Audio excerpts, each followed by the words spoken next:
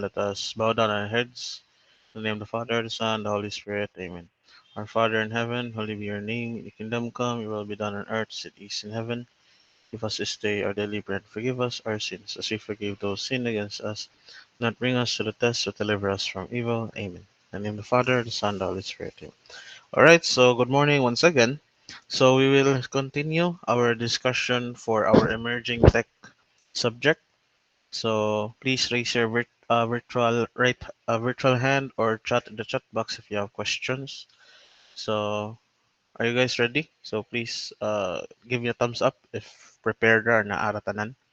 Anyone? Okay, thank you. All right. So last discussion, we discussed about Arduino no, introduction. Then we stop in this particular part, the big six concepts of. Yes, good morning. Oh, it's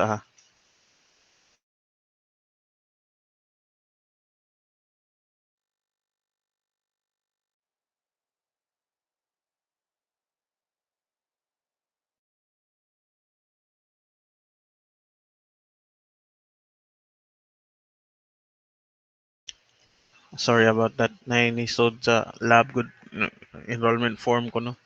Sige. So once again, these are the big six concepts no when we are dealing with Arduino or kana when we are using Arduinos in our project. So we have here what we call the digital write, followed by the analog write, then nasa tayo digital read, and nasa tayo analog read, then serial communication, and of course our if statements or boolean.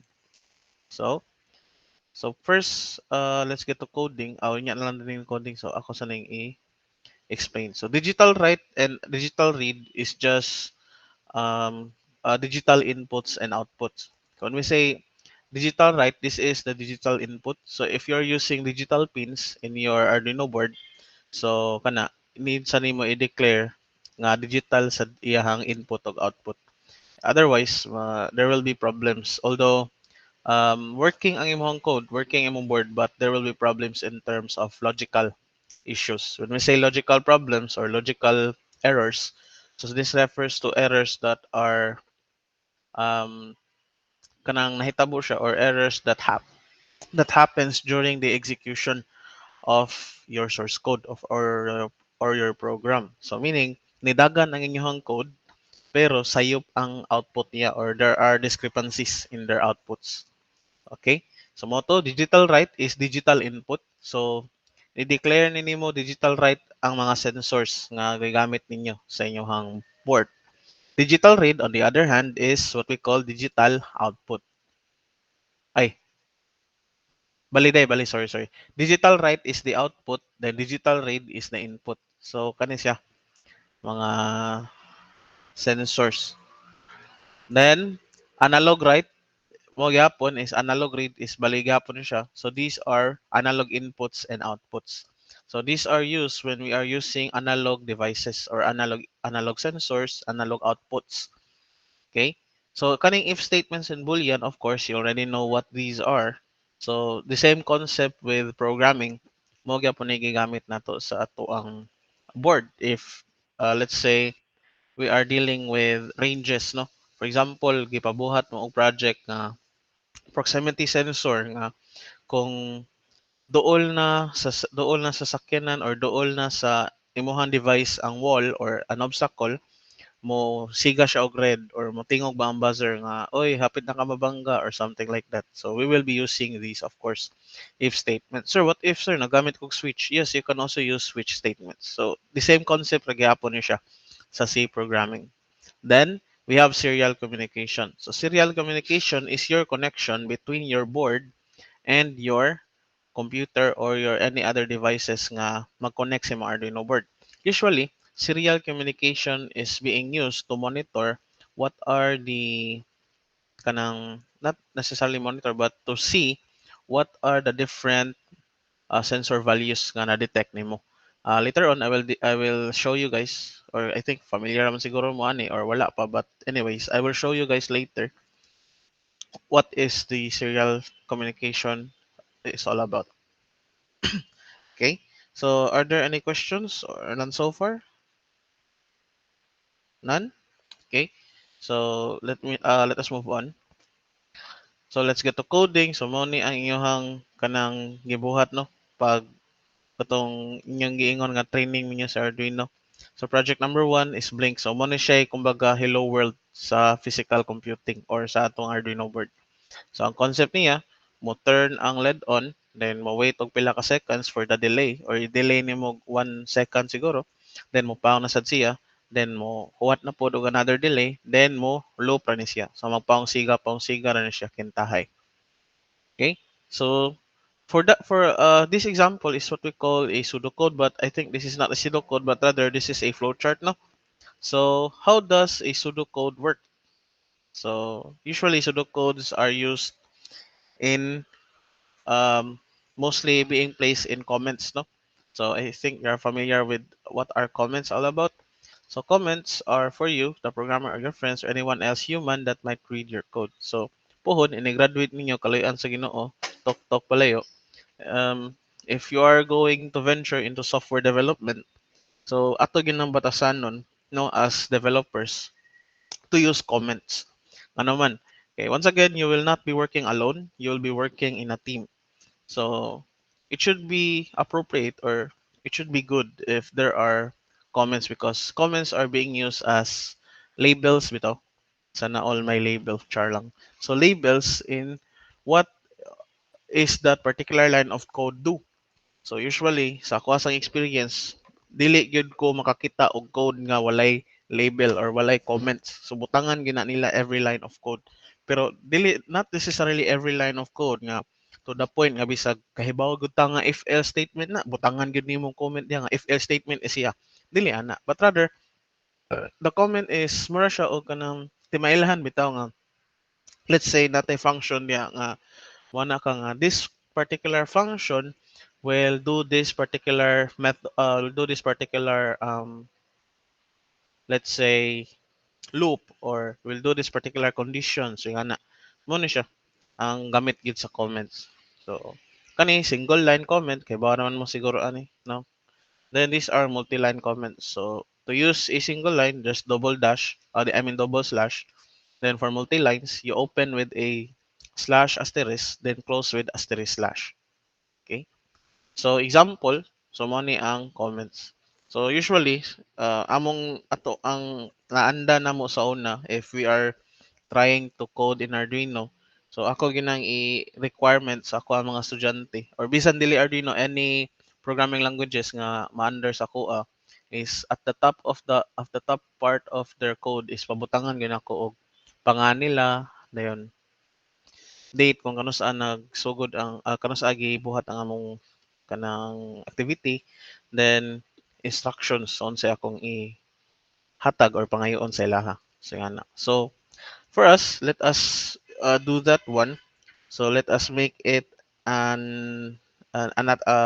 batasan ba ato ni batasan nun nga every time magbuhat ta og source code or magbuhat ta og ingani mga projects nga involve of programming we will create or we will put comments kay dili man sana para sa tua para sana sa inyong ubang kauban pohon sa kana pagbuhat sa project. Alright, so are there any questions? So please give me a thumbs up if wala ra. Okay, thank you. Sige, so let us move on.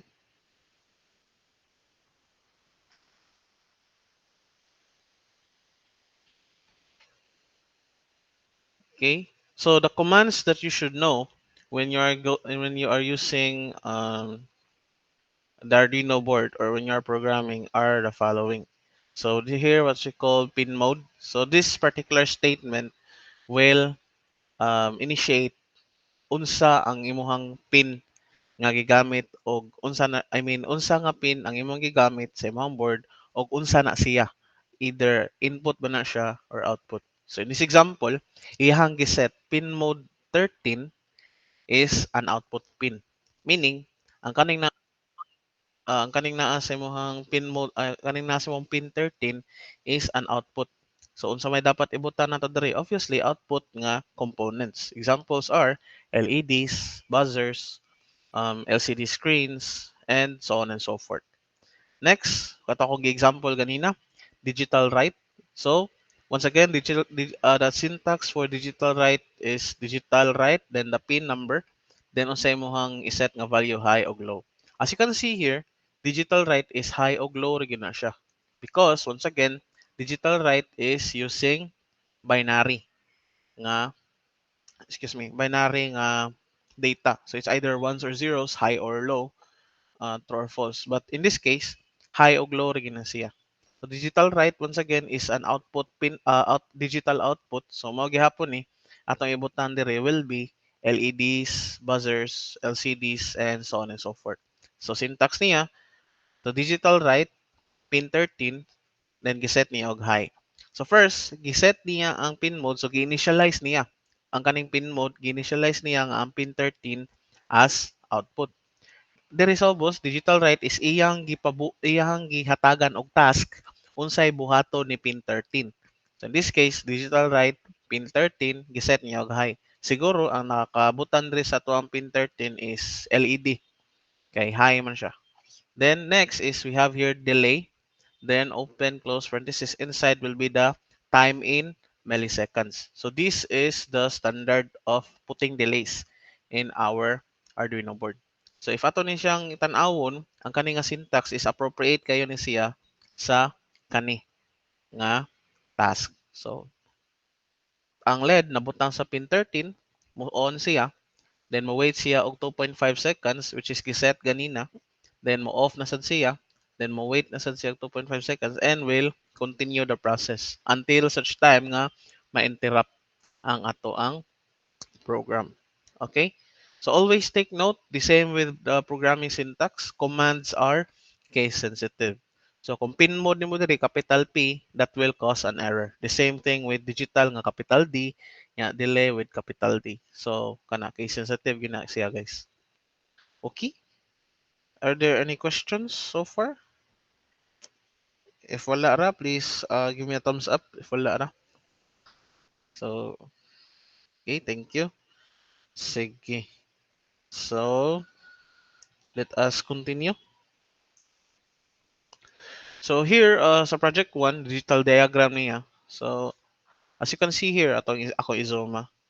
So, I think familiar mo but and again for the sake of ano lang po discussion lang. So, as you can see here, si iyang board, iyang pin 13 gibutang niya lahos sa iyang LED. So, this indicates nga ang katong pin 13 gid ay is an output pin. Then, butangan og resistor para dili man ni sunog ang inyong LED. Then, butang niya diri sa ground. So, they create a simple circuit. So, sir, nalagay na 5 volts gibutang niya diri. So, kaning 5 volts diri, wala na siya, nahog siya nga walay gamit. Kay kani man ang naghatag og supply pin 13 kani siya. So, as you can see here, walay naka-connect sa LED gikan sa tong 5 volts. Na ni June nga nawa tara day. Sige. So, moto siya. So ato ni pa if ato ni siyang i-execute or atong code, i-upload na to diri sa tong board. So magpahong siga ra gina siya. Okay? So move the green wire from the bus or any other digital I/O pin on the Arduino board. So wala ka sir, what if sir ari na ko ibutang sa 12 ang ako ang wire niya digital 13 nga pin ang akong gi-declare dito sa ako ang Arduino board. So obviously di na siya masiga kay sa 12 ani magibutang. Nya imong code kay sa 13. So ibutang gina nimo diri sa 13 gid. Okay? Sige. So a few simple challenge. Let's make LED number 13 blink. So money ang project no. So challenge 1 blink with a 200 ms second interval. Challenge 2 blink to mimic a heartbeat and find the fastest blink that the human eye can still detect. So 1 ms delay, 2 ms delay, 3 ms delay. So kana. So let's try to simulate using Tinkercad. So ako search sa Tinkercad ha. Log in sa ako kadiyot. Log in. Personal account. Gmail.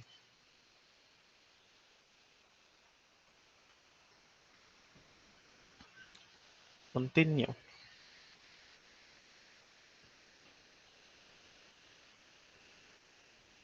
Continue.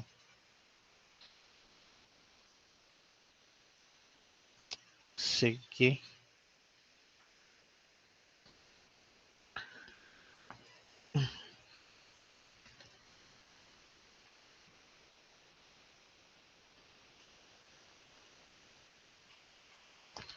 So the same lang yapon for the sake of singa na ni discussion.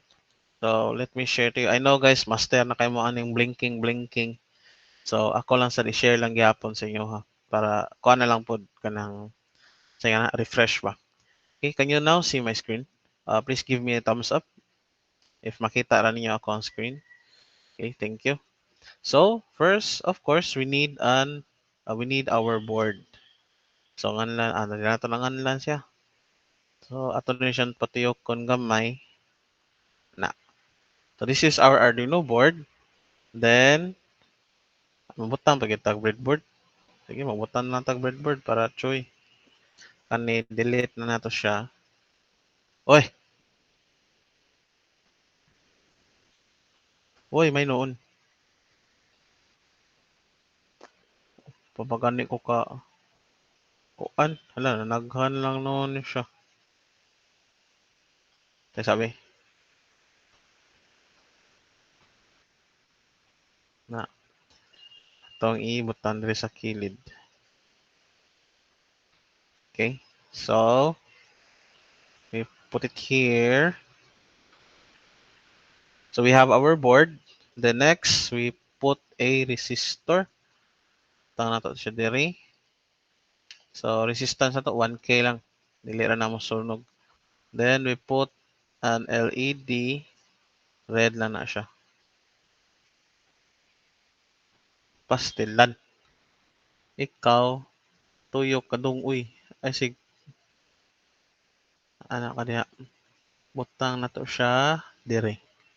Then from our ground, butang nato siya lahos na lang nato diri para wala na tay issue. Then from our pin 13, lisa na to color para dili mo kan. So pin 13, butang nato diri sa atong LED. So kana. Ari ta diri wala pa man code so butang nato code diri. So as you can see sa Tinkercad pwede ka makagamit og kana simple blocks, or if you want to be kanang batak gid kay ka mag-code, which I like is kani magamit tag text. But if atong tan-awon diri sa iyang sample code, as you can see, pin mode LED built-in output. So pwede nato ni ilisan og 13. So katong LED built-in kay ang Arduino board man gud is na siya naka built-in nga LED. Kani nga part ay kani.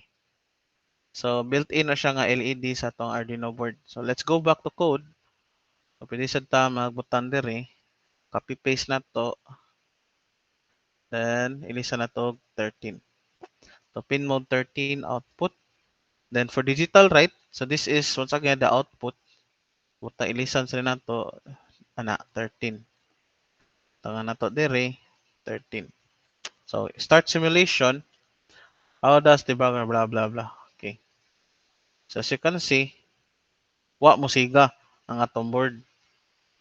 Wa mo siga ang atong singa ani LED. So ano man na? What do you think is the reason why? Dili ba bali ang anode ug cathode, sir?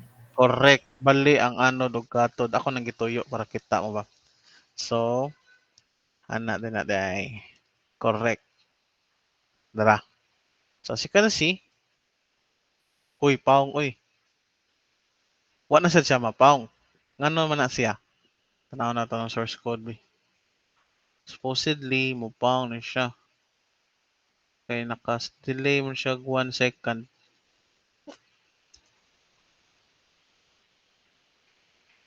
Nga tong i-block.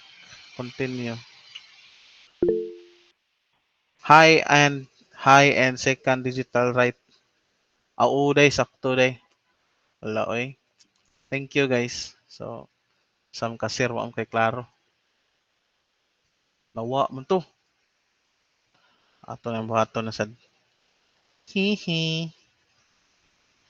So kana sad guys. So you make sure nga ang inyong code is kana tan-awon gid ninyo if free of what mo gid na siya bugs or whatsoever. Otherwise, magka-error din na siya. 13 and low na siya. Low. Okay, so start simulation. Nanapang na siya. Sa key. So, ano siya. Sample lang. Okay, so if ganahan mo, mag-add mo multiple LEDs, pwede reset kayo. Yeah, let's say, what if sir, kuan, kanang binary counter sir. So, magsugod og 000, 001, 000, and so on and so forth. So, kana siya, ako nang for naa lang tayo activity, so that will be an activity for you guys. So, later na lang na. Um, Sige. So, any questions so far? None so far? Ayu. So, raise your virtual hand lang if naaba may question. If wala, pwede rasad. Ayu. Wala ra guys. Sige. Wait sa ha. Ako sa ko anan. Sige, so it's almost 7:52. I'll give you time to prepare, especially the reporters for our CPA loss for this morning. So I'll give you pilaman. Let's be back at 8:15. Okay ra, guys? Let's be back at 8:15 for our CPA loss nga subject. Okay? So, yeah, chill lang sa taron. Be back by 8:15. So, reporters, please lang pud ko prepare sa inyong slides and PowerPoints. Okay? Thank you guys. If you want to take your breakfast, okay, you can go ahead.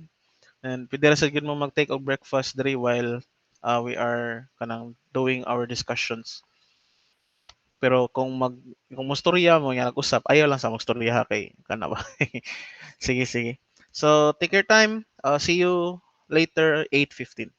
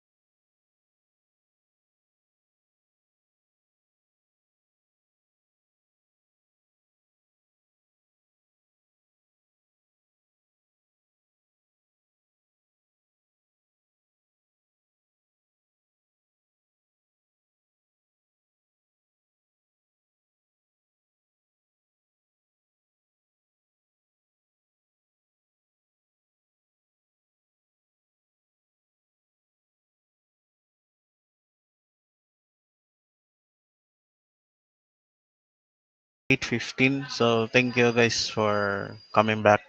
So let's have our first reporter to discuss their topic.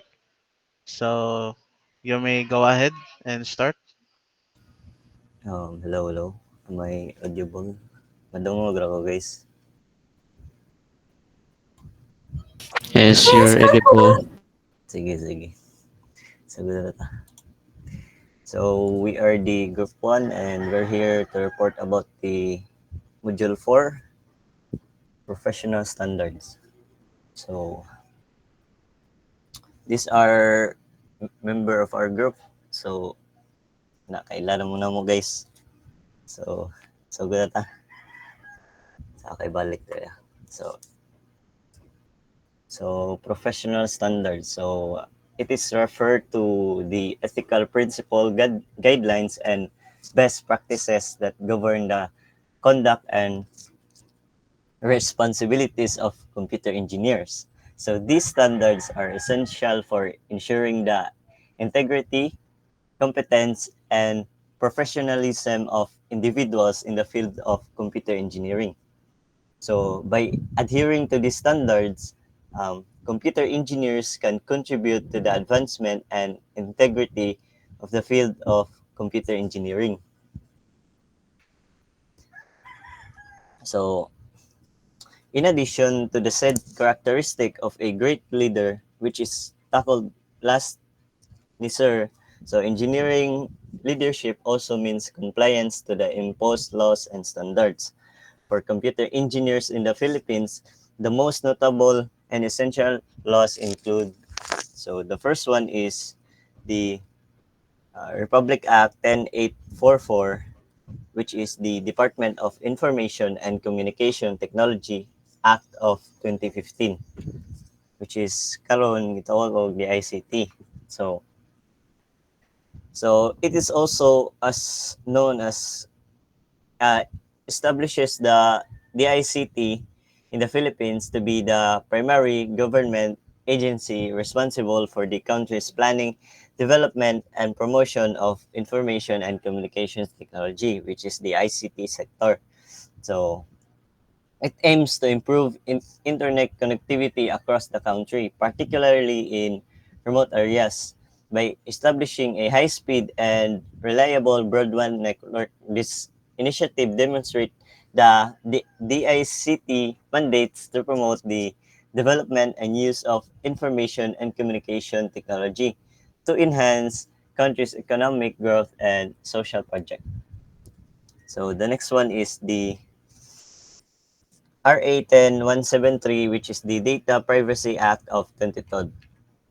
So, so, the, so the Data Privacy Act 2012, officially known as Republic Act number 10173, it is the Philippine law that aims to protect the fundamental human right to privacy, particularly in relation to personal information by regulating the collection, recording, organization, storage, updating or modification, retrieval, consultation, use, consolidation, blocking, erasure, or destruction of personal data, including the sensitive personal information and privileged information.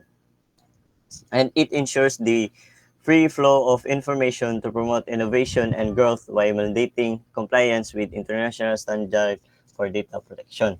So under this Republic Act, so companies must protect customers' personal information and only use it for its intended purpose. So ensuring transparency and giving customers control over the data. So the next one is the Republic Act 10175, Cybercrime Prevention Act of 2012. So Republic Act 10175, known as the Cybercrime Prevention, is also a Philippine law that aims to address legal issues concerning online interactions and the internet in the country by defining a penalizing cybercrime offenses such as illegal access, data interference, computer-related fraud, identity theft, and content-related offenses like cybersex and libel, which also providing measures to facilitate the prevention, investigation, and prosecution of cybercrime. So, kini guys, so familiar man taan nino nga daghan na kay cybercrimes na itabo diri sa Pilipinas. So, gikuha ni siya nga Republic Act to persecute the individuals who engage in online activities that are considered cybercrimes kanang mandaot, manghak, mangingana. So, kuha na siya. Cybercrime na siya. So, the next one is the Republic Act 8792, Electronic Commerce Act of 2000. So, it is a Philippine law that facilitates the use of electronic data messages and electronic documents in government and commercial transactions, recognizing the validity and enforceability of electronic contracts, providing of accreditation of entities for secure electronic transaction, and promoting the development of e-commerce in the country. So, its recognition of electronic documents and signatures as legal equivalent of their paper counterparts. So it allows businesses and individuals to use electronic means to enter into contracts. So it submit documents and carry out other transaction electronically. So kuan na gamit kay ang kuan ang kaning Republic Act. So the next one is the Intellectual Code of Philippines, which is the RA 8293. So, is a comprehensive law that provides for protection and enforcement of intellectual property rights in the Philippines, covering copyrights, patents, trademarks, and other related rights with the aim of promoting creativity and innovation while safeguarding the right of creators and innovators. So mo sad ni siya guys. So ikaw butang tag ikaw kay kuan ka kuan ka na naka ikaw mo nag innovate anang abutang. So kani nga Republic Act, so which is kuan mutabang nimo nga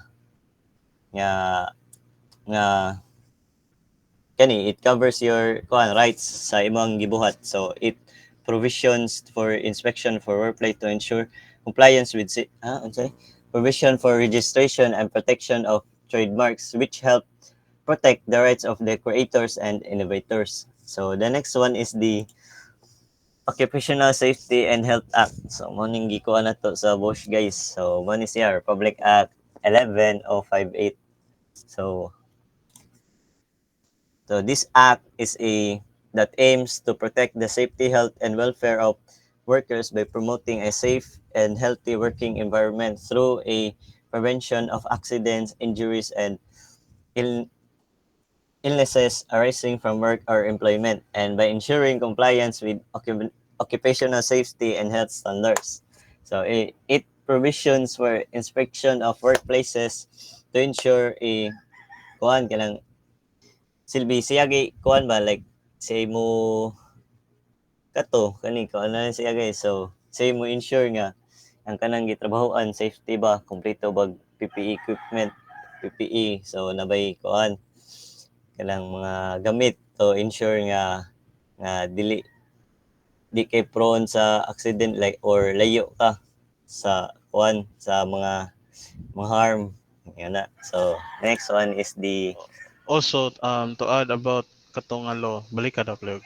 Republic Act number 11058. So, kato sa OSHA or sa BOSHA kanang ikuan. And also, this Republic Act will make sure that the work environment of the employees are in compliance. So, meaning, katong giingon ni Umandak na kana naabay saktong equipments, naabay mga safety regulations, ya naabay kung example in terms of fire, naabay fire exits, in terms of earthquake, adequate ra ba ang number of employees nga maka kuha na dili ba alimuot, dili ba samok, yan na ba.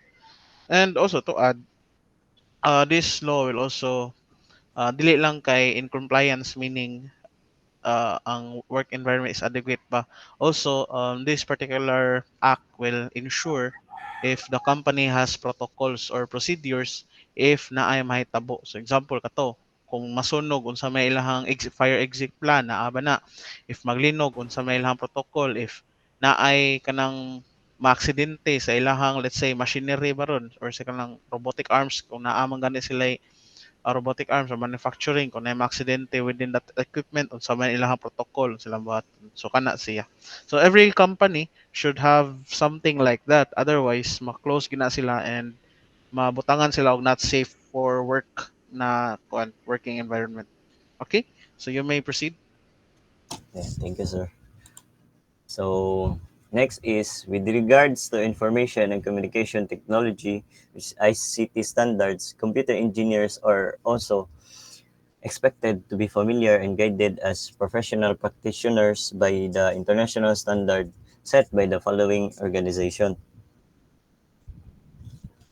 So first one is the American National Standard Institute, which is also called the ANSI. So So it is a private non-profit organization that oversees the development of voluntary consensus standards for products, services, processes, systems, and personnel in the United States. It accredits standards development organization, ensures that they follow a transparent and consensus-based process, and coordinates the use of US standards internationally to enhance global trade and competitiveness. So, kung ano siya, so it is a group that helps create a guidelines or standards for things like how products are made, how services are delivered, and how processes are done. So these standards help ensure that things are done consistently and safely. So which can be important for things like a worker safety, product quality, and the compatibility between different products or systems. So, mo siya guys. So, next is the IEEE. So, the Institute of Electrical and Electronics Engineers. So, it is a professional association dedicated to advancing technology for benefit of humanity. It is known for developing standards in various fields, including electrical engineer, electronics, telecommunication, and computer science. So IEEE standards are widely used globally and help ensure interoperability, reliability, and safety in technology products and services. So IEEE standards, so it's also a group of people including engineers, scientists, and other professionals who work together to advance technology related to electricity and electronics. So they are the one who develop standards for things like how devices communicate with each other, so how electrical systems are designed, and how information is processed. So this standard helps ensure that technology works together and is safe to use. So the next one is the International Telecommunication Union, or ITU. ITU. So it's a specialized agency of United States nation that is responsible for issues related to information and communication technology. So it coordinates the allocation and use of global ratio, spectrum, and satellite orbits, develops technical standards to ensure interoperability of ICT networks and technologies, and assists countries in building their ICT infrastructure and capacity. So ITU is a specialized agency of United Nations that focuses sa information and communication technology, which it helps coordinate the use of global ratio, spectrum, mm, and satellite orbits. So it develops technical standards to ensure that different communication systems can work together and help improve access to ICT around the world. So, man siya guys. So, To add sad sa atoa karon is wala pa kayo ta ay balik na to palihog. Sige, so International Telecommunication Union is wala pa kayo na na-apply sa tuwa in terms of modality sa tuang internet. Kay if you as you can see, ang atong internet karon is too reliant lang gyud sa tuang internet providers. Unya mostly gyud is wired or kanang local area nila, which in case sa sa adto dito sa US is mostly silahang network dito is bisan pa og kanang satellite ra, paspas gyapon ang ilahang communication. The reason for that is number one, wala kayo tay satellites diri sa Pilipinas. So when I say satellites, dili ka na makita nato diri sa yuta ha. What I am referring to is kanang mga satellites in orbit. So wala pa kayo tay mga wa tay mga ng satellite nga nag-orbit sa outer space ba. So unlike sa US nga I think today they have deployed around 10,000 na kapin satellites. So kung tanaw nimo ang kuan medyo samok na gyud kaayo ang ato ang langit karon. Ate awana 10,000 satellites na tuyok nga. Most of them are being used in terms of um, military access, no. So kanang mga kung mahibong mo nasa balita dali ra kay makahibaw ang mga Amerikano in terms of war kung asa na dapita ang ilahang pwede bombahan or dili. It's because of the said usage of the satellites. So sa tuwa din sa Pilipinas, although we do have a spaceship, we do have a satellite, but it was under the Japanese nga government. So kumbaga anay tabo, lima ka buok I think lima or tulo, three or five Filipino scientists are one of the contributors of creating the said spaceship or satellite. Ginganlan to nila og Diwata man siguro to if wala ko masayop. So you can, if basing nasayop ko, you can go ahead and check it out in Google or search lang ninyo if you want. So kato siya. So sad to say, ang sa tuang ICT diri is medyo, kung anisay lang, medyo bulok pagid kayo ang ICT diri sa sa Pilipinas. Even though companies are not that good in terms of their cybersecurity. For example, Google, GCash, dali ra kay na-hack, so daghan kay issues, di ba? Another example, bisan gani karon nga most of the companies are using spreadsheets or Google Sheets in terms of their database. Murag buang. So asa makakita ana kumpanya nagamit og kanang Google Drive or Google Sheets or kanang Excel file para magbuhat silahang kanang na database. So which is dili gid kaayo ingon nga effective or secured. So kana siya. So hopefully pohon ini-graduate niyo kaloy ang Ginoo if you are kanang ma-hire mo ani nga government agencies. So I do hope nga I am optimistic nga pohon sa Pilipinas medyo mo on par na gid ta sa standards dito sa amo sa US. Okay? So you may proceed. So thank you, sir. So the next one is the International Society, which is also called ISOC. So it is a non-profit organization that focuses on internet-related standards, education, and policy. So it aims to promote the open development, evolution, and use of internet for the benefit of all people throughout the world. So ISOC supports the development of technical standards through the Internet Engineering Task Force, which is the IETF, and advocates for policy that advance the internet as global resource. So, so ISOC provides leadership in addressing issues that impact the future of internet and serve as the organization home for IETF. So, which is to be discussed sa next slide. So IT ITEF or Internet Society and Internet the Internet Engineering Task Force. So, ano siya guys? So, it is a large and open international community of network designers, operators, vendors, and research concerned with the evolution of the internet architecture and smooth operation of the internet. So it develops and promotes voluntarily internet standards, particularly those related to the internet protocol suite TCP or IP.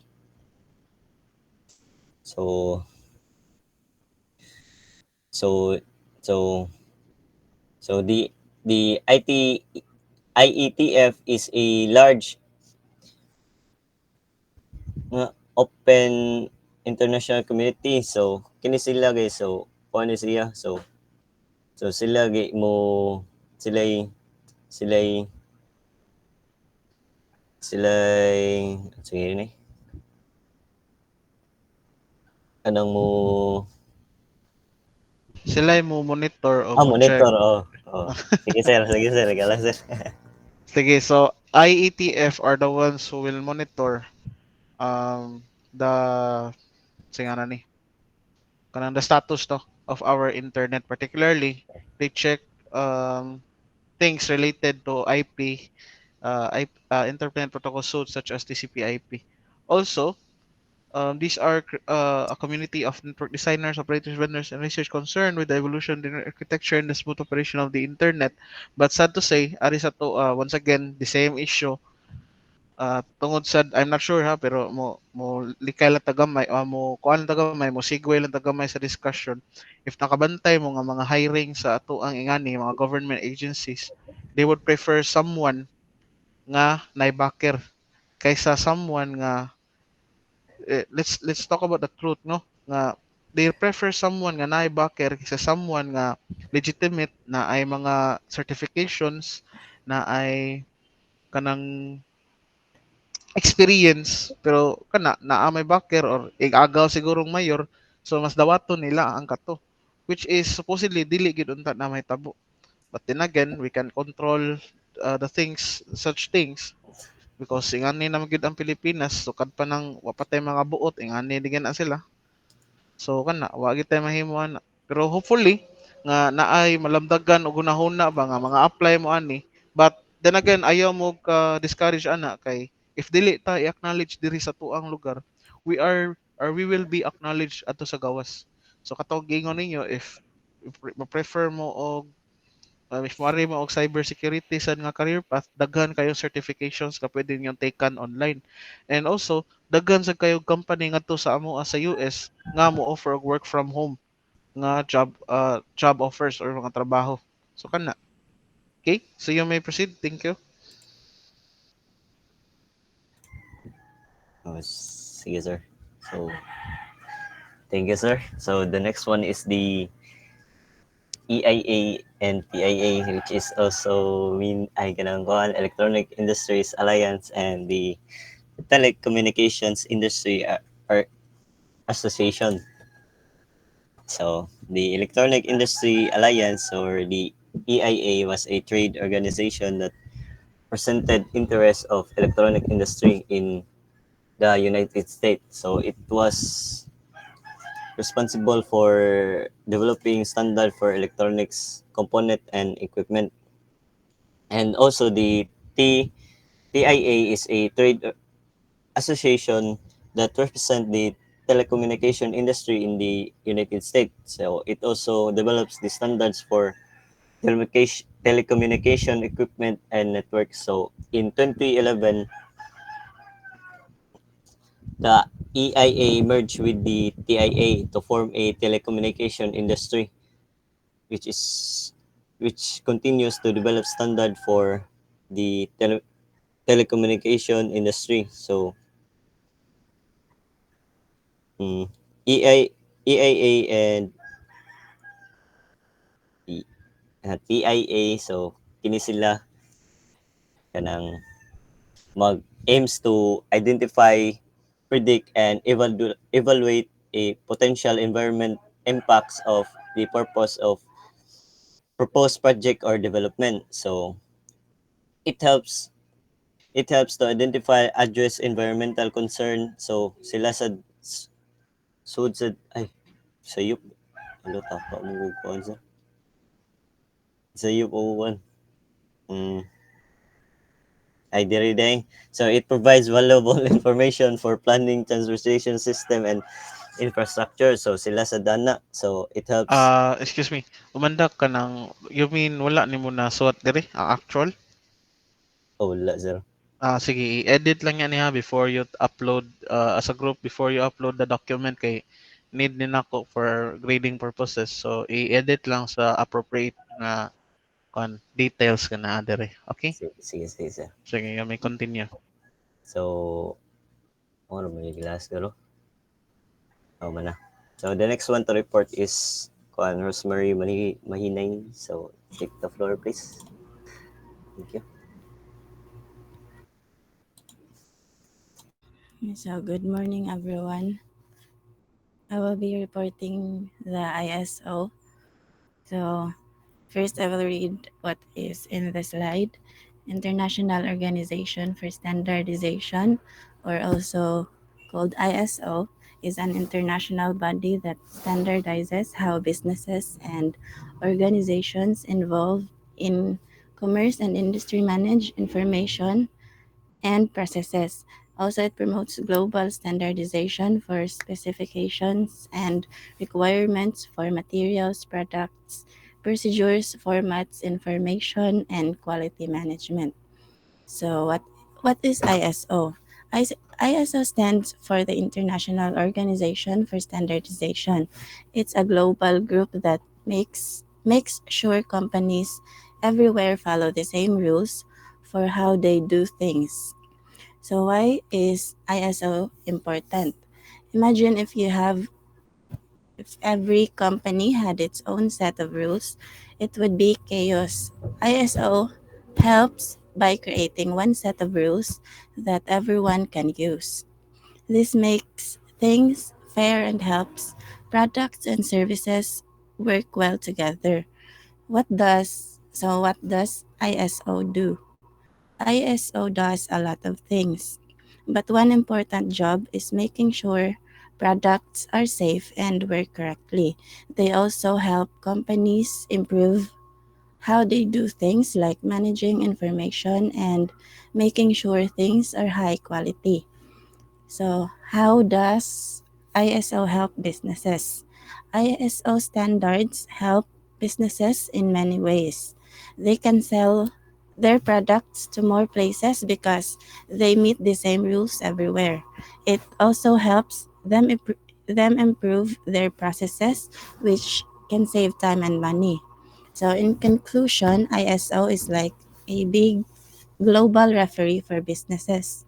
They make sure everyone plays by the same rules, which helps companies work together better and makes products safer and more reliable for all of us. Second slide. So, the first row or the above row kay siya mga ISO 9000 series of standards, which are like rules that help companies make sure they do things well. So the first 9000 series of standard is the 9000, which is also known as vocabulary and fundamentals. The first ISO is the Kining 9000. Think of it as a dictionary for quality management. It also helps companies understand the important words and ideas about doing things right. The next standard is the 9001. This is like a checklist that companies follow to show they are doing things the right way, and it's also what they get certified for. Next is the 9002, which focuses on production lines. ISO 9002 is similar to 9001, but focuses more on how things are made. It's not used much anymore because it's a bit old fashioned. Next is the 9003, which is about making sure things are good before they are sold, like checking a cake, for example, before you serve it. And then the last is the ISO 9004, which is used to be about ISO 9004 used to be about making sure a company stays successful for a long time, but now it's part of ISO 9000 2015, which is the updated version. Then the lower row is about the historical timeline of ISO. So the first year is the 1987. 1987 ISO 9000 series of standards was released. The next is the 1994. ISO focused more on making sure things were good, not just checking them. And in 2000, they realized it's more important to manage how things are done and think about what customers want. And in 2008, they added ISO 9004 2009, which is about keeping a company successful. And the last is 2015. They celebrated 25 years of ISO 900 and started focusing more on managing and improving systems. So in conclusion, ISO standards helps companies do things well and stay successful. They've been improving over the years to make sure everyone benefits. Next slide. So next is the capability maturity model integration, or also known as CMMI. CMMI is a proven approach to performance management with decades of results showing it works. Organizations using CMMI have predictable cost, schedule, and quality business results that serve as discriminators among their competitors. So, CMMI, what is CMMI? Imagine it like a roadmap that helps companies do things better and more efficiently. CMMI has been around for a long time and has a great track record of success. One big thing CMMI does is it helps companies manage how they perform. This means they can plan things like costs, schedules, and quality in a way that makes sense and helps them stand out from their competition. Now let's break down why CMMI is so cool, or what organizations using CMMI have. First is the predictable cost. This means that companies using CMMI can plan their budgets better. They know how much things will cost, so there are fewer surprises along the way. Second is the predictable schedules. Similar to costs, CMMI helps companies stick to their timelines. This is super important for delivering products or services on time to customers. Then the last is the quality results. CMMI also focuses on making sure that what a company delivers is a top notch. This could be products that work really well or services that customers love. So when a company uses CMMI, they become really good at managing their projects. They makes them more competitive because they can deliver great stuff consistently. Next slide.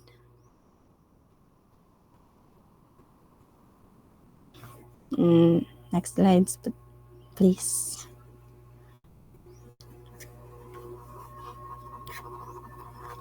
Then, so next is the 5 characteristics of the maturity levels of CMMI. As we all know, CMMI helps us understand how good we are at doing things and how we can get better over time. So the first level is the initial. At this level, things are a bit chaotic. It's like trying to bake a cake without a recipe. Sometimes it turns out great, and the other times not so much.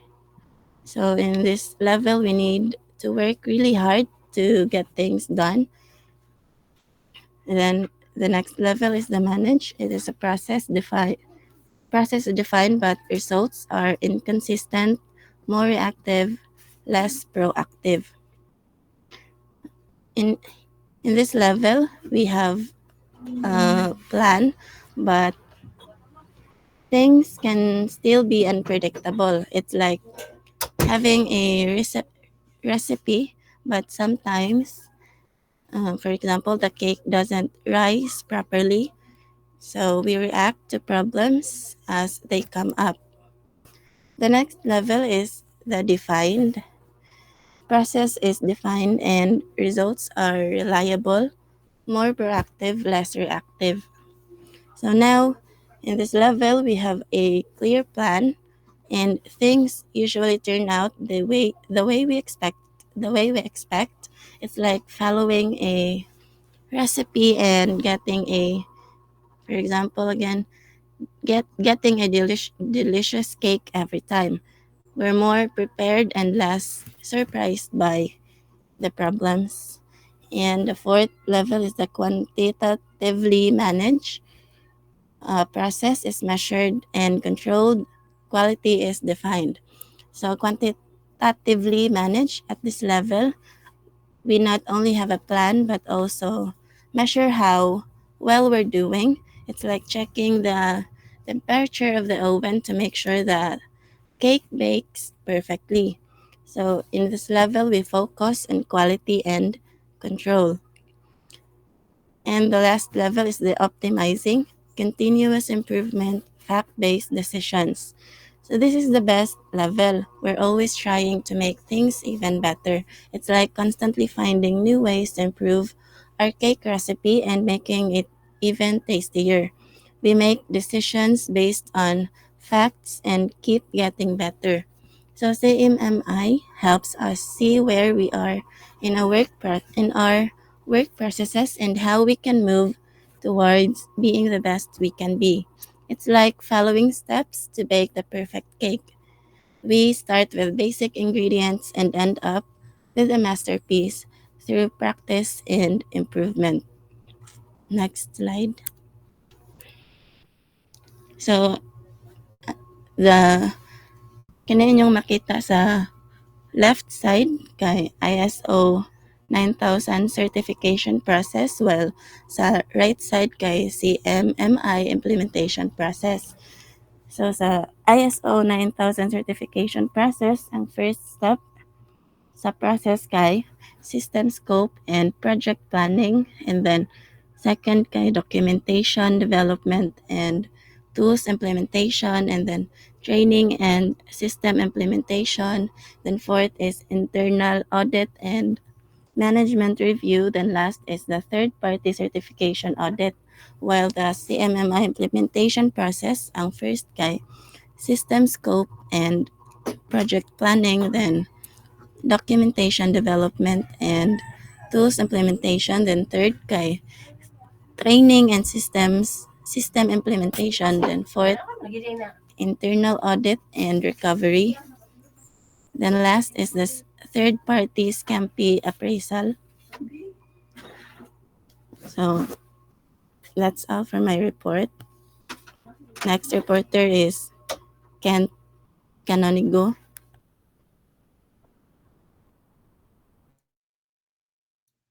Okay, so I will be discussing about Six Sigma.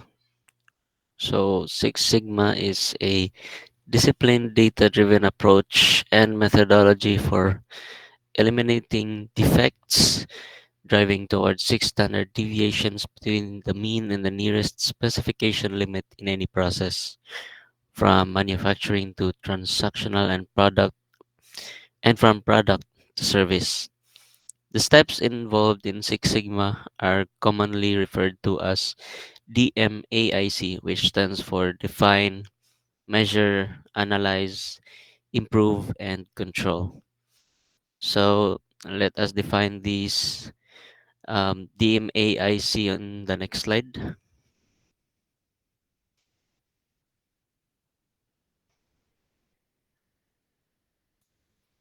So for define, in this initial phase, the project team defines the project goals and customer deliverables. They also identify the process that needs improvement and determine the scope of the project. Defining clearly what needs to be achieved is crucial to the success of the Six Sigma project.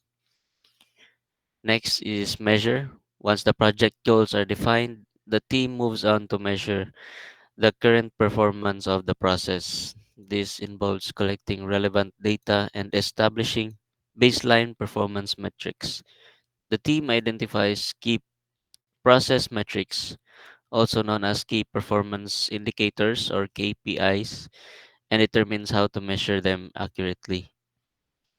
Next is analyze. In this phase, the team analyzes the data collected in the previous step to identify the root causes of defects or issues within the process. Various tools and techniques, such as cause and effect diagrams, Pareto charts, and statistical analysis, are used to uncover patterns and trends in the data.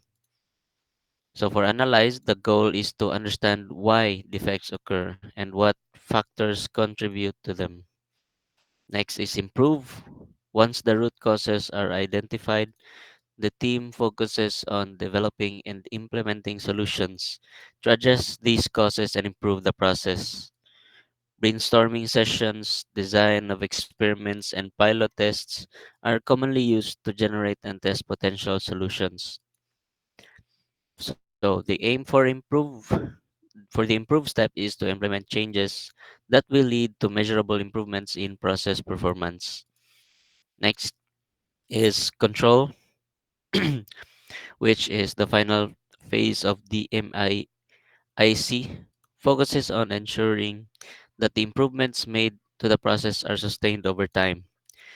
Control measures such as implementing monitoring systems, standardizing procedures, and providing training to employees are put in place to prevent the process from reverting to its previous state.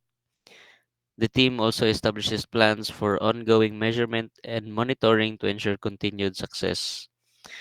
So these are the 5 steps, the DMAIC, and they can be revisited as needed to further improve the process. Continuous improvement is a key principle of Six Sigma, and organizations often use additional methodologies such as Lean Six Sigma to further enhance process efficiency and effectiveness. So for the next slide, I will give an example of applying this process. Okay, so let's say that Jollibee has identified a problem with its drive-through service where customers are experiencing long wait times leading to decreased customer satisfaction and potential loss of revenue. So let's walk through the DMIC process for Jollibee, which is define, measure, analyze, improve, and control. So for the next slide, so defining the problem. So the project goal for Jollibee's drive-through services is to improve drive-through service efficiency to reduce wait times and increase customer satisfaction. And then they will identify the stakeholders, include management, drive-through staff, and customers. They are the stakeholders for this project goal. And the project scope is focused on the drive-through process from the time a customer places an order to the time they receive their food. That's it for the define step for Jollibee's drive-through service. Next is measure. So for measure, collect data. Measure the average wait time per customer, the number of orders processed per hour, and customer satisfaction scores. And establish baseline performance metrics. Determine the current performance levels of the drive-through process based on the collected data. So measure is practically the data collection step. Next is analyze. identify root causes, analyze the data to identify factors contributing to long wait times, such as inefficient order processing, kitchen delays, or staffing issues. Through the usage of Pareto charts, they can prioritize the most significant factors affecting drive-through performance. So this step is essentially analyzing the factors that could um, hamper the drive-through process. Next is improve.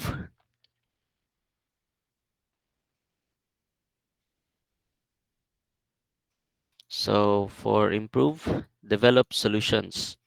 Brainstorm potential solutions such as streamlining menu offerings, optimizing kitchen layout, or implementing better training for the drive-through staff. Conduct pilot tests. Implement selected improvements on a small scale to assess their effectiveness before full implementation. Next is measure the results. Compare post implementation data with baseline metrics to evaluate the impact of improvements. So, improve is the testing phase of your potential solutions by conducting pilot tests in small scale before implementing it on a larger scale. So, that's it for the improve step.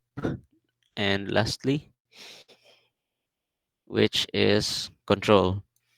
Implement control measures.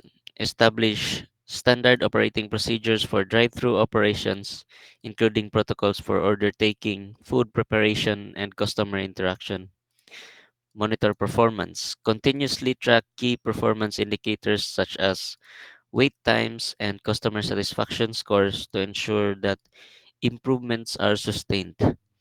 Provide ongoing training, train staff on new procedures, and regularly reinforce best practices to maintain performance levels. So control is basically the the monitoring phase of the implemented changes from the previous improvements and maintaining it. So, okay, next slide. So by following the DMAIC process, Jollibee can systematically identify and address the root causes of inefficiencies in its drive-through service, leading to improved customer satisfaction, increased efficiency, and ultimately enhanced profitability. So that's it for Six Sigma.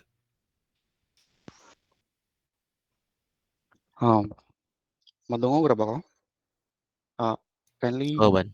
thumbs up. Sige, sige, thank you. So, um, good morning, everyone. I am Ivan, and I am here to discuss the recommended certifications for computer engineers. So we have Cisco certifications, Microsoft certifications, CompTIA certifications, and last is Amazon Web Services or AWS certifications. But before we proceed to the different kinds of certifications we get, next slide, please. So let's first define what is a certification. So as stated there, a certification is a credential awarded to an individual by an authorized organization or certifying body upon successful completion of a standardized assessment of or examination. So a certification is simply a proof that you are proficient or skilled enough in that specific area. So that is simply a certification. Next slide, please. So why do we need to get certifications as computer engineers, as future computer engineers? So um, certification play pivotal role in shaping the career of computer engineers, and also it validates your skills, enhance your credibility, and open doors to new opportunities. So, and last is certifications are recognized by most employers in the industry. So, as mentioned before by Sir, so diploma is undiscarded. So, uh, I I I'm asking everyone to chat in the chat box. Which do you prefer, this diploma or discarded? I will be giving like 10 seconds to chat in the chat box. We have diploma, Jujuay. Bakker? Uh, Anyone else?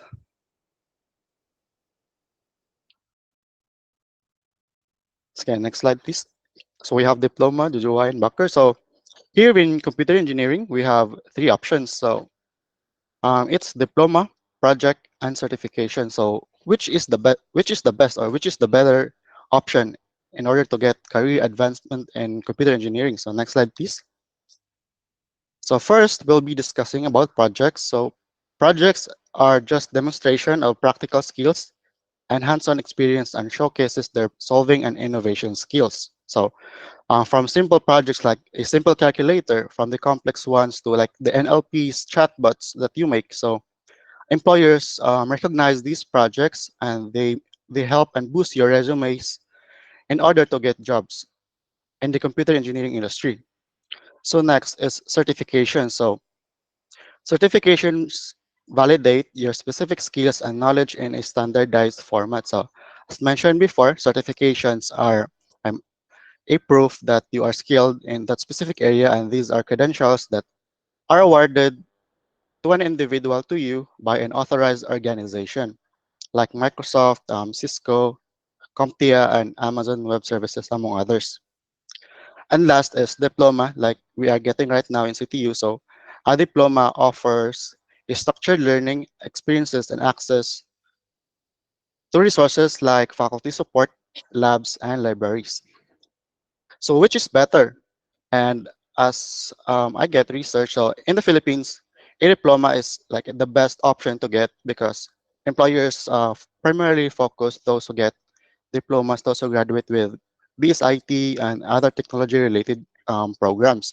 But in abroad, in remote jobs, they prefer projects and certifications, and they even accept people who don't have diploma as long as you have the as you are highly skilled in that field and you made great projects and you have certifications in the aforementioned certificate giving body mentioned earlier.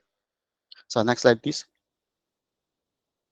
So Cisco certifications, we'll first discuss this. So Cisco offers a range of certifications catering to networking professionals, security experts, collaboration specialists, and more. Um, For engineering, we have CCNA, CCS, CCNP, and CCIE. So I will first discuss the associate level part of engineering, which is CCNA. So CCNA stands for Cisco Certified Network Associate. So it is an intermediate level certification covering a broad range of networking topics, including routing, switching, security, wireless, and collaboration. So the next one is CCS or Cisco Certified Specialist. So Cisco Certified Specialists are designed to like validate specialized skills and expertise in that specific technology. And the Cisco Certified Specialist focus on narrower, more specialized domains, unlike the other Cisco certifications. The next one is CCNP or Cisco Certified Network Professional. So these are advanced level certifications. Nalan Consol Zero, Ma'am Che.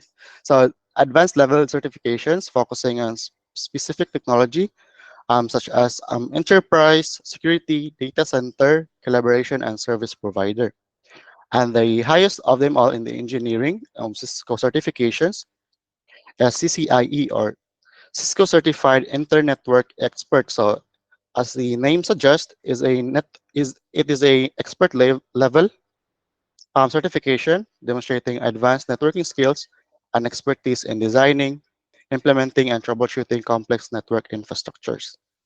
And in the software part of Cisco, so we have DevNet Associate, DevNet Specialist, Professional, and Expert. So the first one is the DevNet Associate certification. It's from the word itself, Associate. So it is an entry-level certification that validates skills in software development, API usage, network fundamentals, and automation. And the next one is DevNet Specialist. So these are specialized skills in specific technologies to software development, automation, and programming. And also in DevNet specialist certifications, you can focus on Cisco APIs, automation, collaboration, and IoTs. And the next one is the DevNet Professional Certificate. It is an intermediate level certification that validates advanced skills in software development, automation for Cisco environments. And the highest level of them all in the software certifications of Cisco is the DevNet Expert certification. So it is the highest level of certification in the DevNet track, and it demonstrates expert level skills and expertise in software development, automation, and programmability for Cisco solutions. So next slide, please. Uh, uh, yes, the next one is the Microsoft certification. So we have four Microsoft certifications. We have MTA, MCSA, MCSD, and MCSE from Microsoft Certified Fundamentals, Associate, and Expert. So the first one is MTA, or the Microsoft Technology Associate. So MTA are entry-level um, certifications that validate fundamental knowledge such as Windows operating systems fundamentals, networking fundamentals, and security fundamentals. So as the name suggests, associate, so it is just an entry-level certification. The next one is the Microsoft Certified Solutions Associate. So these are the mid-level certifications, and it validates skills in implementing, managing, and troubleshooting Microsoft solutions and technologies. And and it is available in certifications in Windows Server, SQL Server, or Office 365, Azure, and more. The next one is the MCSD, or the Microsoft Certified Solutions Developer. So this is more on the software side of things. So these are aimed at the developers and software engineers who design and build software applications using the Microsoft technologies and platforms such as ASP.NET, C#.NET, HTML, CSS, JavaScript, Azure, among others. And the last one for the Microsoft certifications is a Microsoft Certified Solutions Expert. As the name suggests, Solutions Expert, it is an advanced level certification that validates your expertise in designing and implementing Microsoft solutions and architecture. The next one, please. So the next one is like the very famous among the certifications in the IT industry is the CompTIA certification. It's not CompTIA, it's CompTIA. And the first one is the for the core skill certifications, we have CompTIA IT Fundamentals Plus, and it is an entry level validating foundational IT knowledge and skills, and it covers basic IT concepts and including computer hardware, software, networking, security, and troubleshooting. Sorry. So the next one is CompTIA A Plus, and it is also an entry level certification in IT support and technical troubleshooting. And the difference between the two, between the IT Fundamentals Plus and A Plus, is A Plus is more like on the more technician side, and help desk specialists or field service technicians. And the next one is the CompTIA Network Plus. So it is an intermediate level certification validating skills in networking, concepts, infrastructure, protocols, and troubleshooting. So it involves network technologies, installation and configuration, media and topologies, management, and security. So I mentioned before Cisco certification. So it's um, Cisco Certified Network Associate. So it is an equivalent to the Network Plus in CompTIA. So different ID are like torn between which to choose. It's between Cisco or CompTIA. So just a fun fact I read, CompTIA is like more focused on a vendor not neutral. So it is applicable to like any networking technologies, unlike Cisco that is more focused on Cisco technologies. And the next one is CompTIA Security Plus. So it is an intermediate level certification validating skills in cybersecurity, including threat detection, risk management, cryptography, network security, and identity management. For the professional skills, as you can see it below, so we have CompTIA Project Plus. So these are entry-level certifications validating your skills in project management. So project managers are just like basically the people who are managing projects, who are organizing from the start up to the end, that the projects are good and the projects meet the needs of the clients. So CompTIA Cloud Essentials Plus is also an entry-level certification that validates foundational knowledge of cloud computing concepts and principles. So CompTIA CTT Plus or Certified Technical Trainer. So these are professional level certifications that validate skills in technical training and instructional design. So it is suitable more on the instructors in various IT domains. For the infrastructure pathway, we have CompTIA Security Plus. Um, it is an intermediate level certification that is more focused on cybersecurity. And Cloud Plus is an intermediate level certification that validates skills in cloud computing. And it's also suitable more for people who are leaning towards cloud technologies or pursuing cloud related roles. And Linux Plus is an intermediate level certification that is validating skills in Linux system administrations, and it's suitable more on Linux-based systems in various IT environments. The next one is Pentest Plus. So Pentest is short for penetration testing. So it is an intermediate level certification suitable for people performing penetration testing or security assessments of IT systems and networks.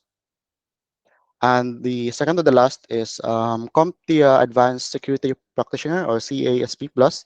So it is an advanced level certification validating expertise in enterprise or commercial security architecture and operations. And it's more suitable to more experienced cybersecurity professionals in leadership or managerial roles. And the last in CompTIA is the cybersecurity analyst. So it is an intermediate level certification validating skills in threat detection and response. And it's more focused on like cybersecurity roles focused on incident response. And the last certification, next slide please, are the AWS or the Amazon Web Services certification. So I'll just read this fast. So AWS Certified Alexa Skill Builder is a certification for individuals who design, build, and deploy Amazon Alexa skills. And big data specialty is for data analytics and big data solutions and AWS platform. Certified security specialty is for individuals who implement security solutions and securing AWS workloads.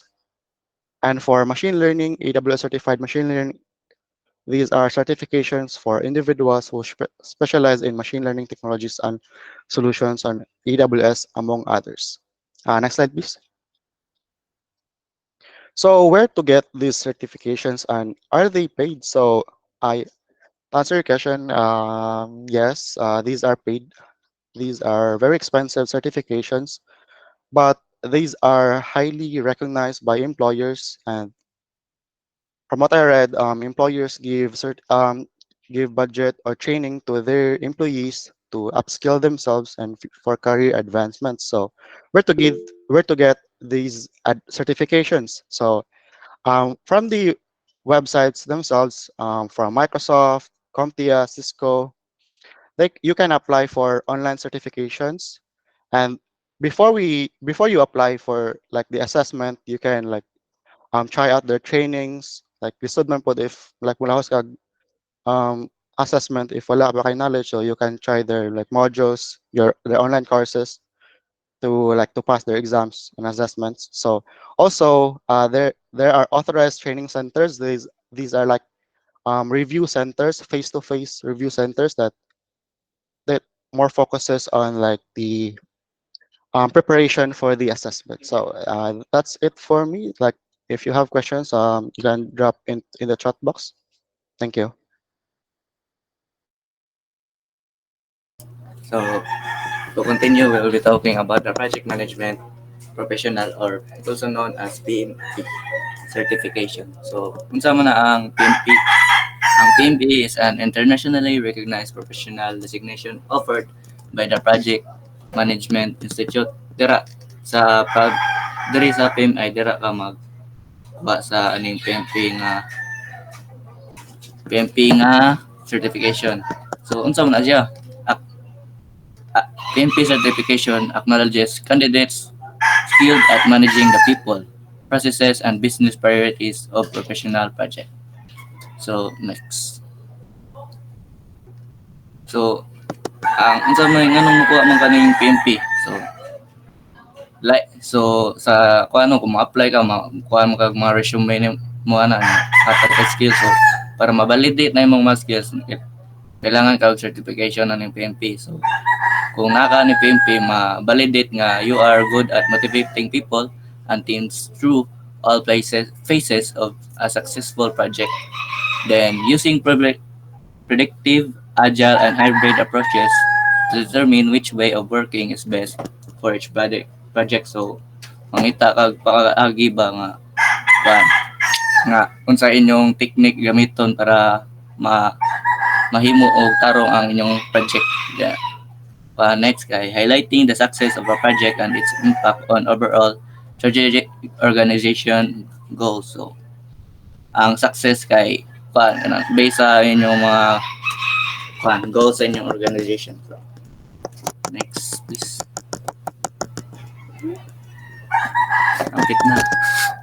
Yeah. So unsa may kailangan nimo para maka-apply ka ning PMI certification? So mo ni mga requirements. So gitunga ni siya ang kaning sa left ug sa right.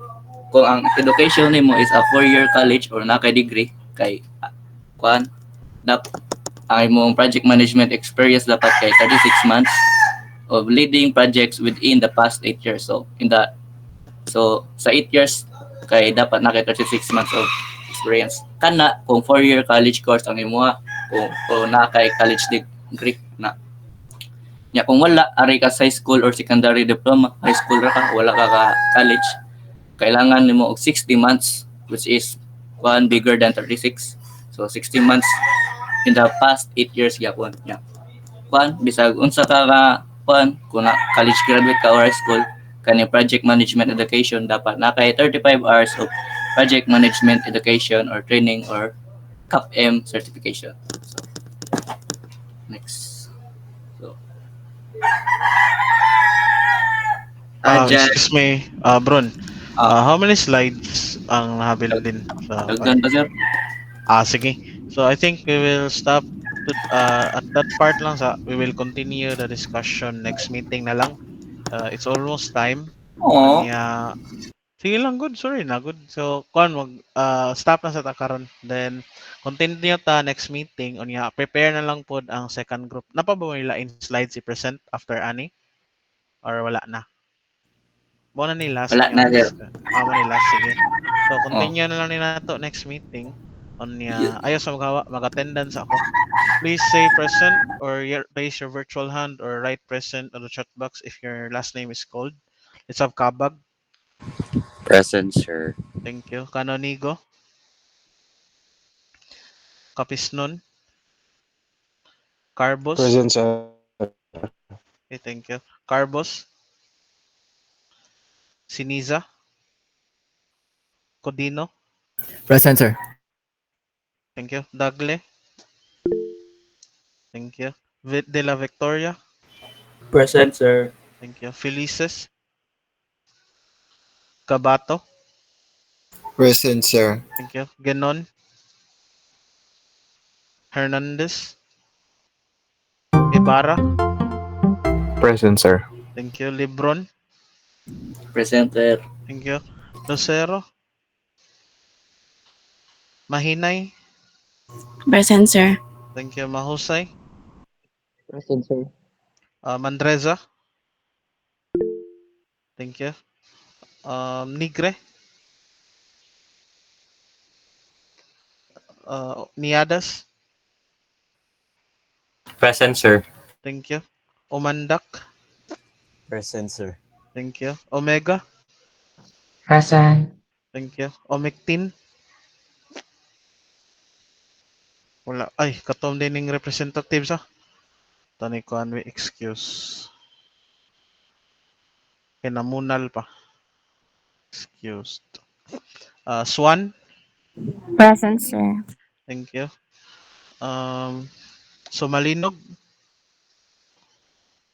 Suralta. Present, sir. Thank you. Texon. Present, sir. Thank you. Tutu.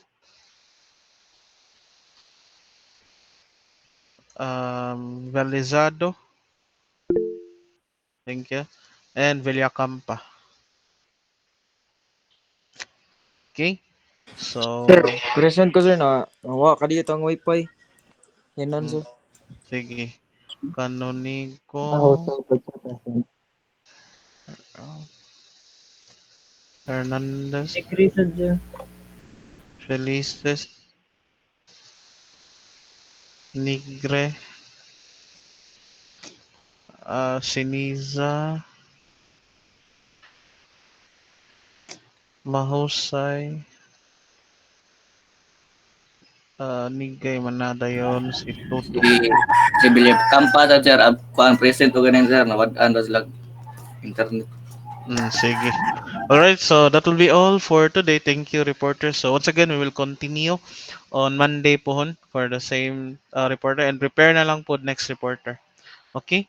So that will be all for today, guys. Thank you and enjoy your day. Have a great day. Amping mo kanunay. Sorry na good, Bron.